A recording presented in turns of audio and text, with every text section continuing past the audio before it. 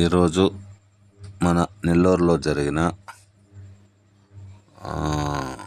రామ్మోహన్ యాదవ్ గారి బట్టల షాప్ ప్రారంభోత్సవానికి మన రామచంద్ర యాదవ్ గారు విజయవాడ వెళ్తూ వచ్చారు.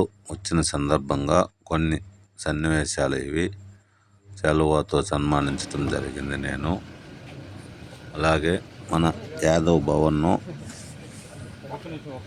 దర్శించటం జరిగింది. రామచంద్ర యాదవ్ గారు కొంత సహాయాన్ని కూడా చేస్తానని వాగ్దానం చేశారు యాదవ్ భవనానికి. అలాగే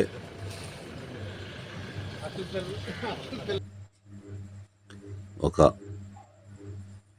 యాదవ్ భవన్ యందు ఒక రౌండ్ టేబుల్ సమావేశం కూడా ఏర్పాటు చేసి భవనానికి కొంత ఆర్థిక సహాయం చేస్తామన్నారు. తర్వాత పడారపల్లి దగ్గర ఉన్న గంగమ్మ దేవాలయాన్ని దర్శించటం జరిగింది. అన్నీ కూడా కొన్ని మాత్రమే చూపించాను.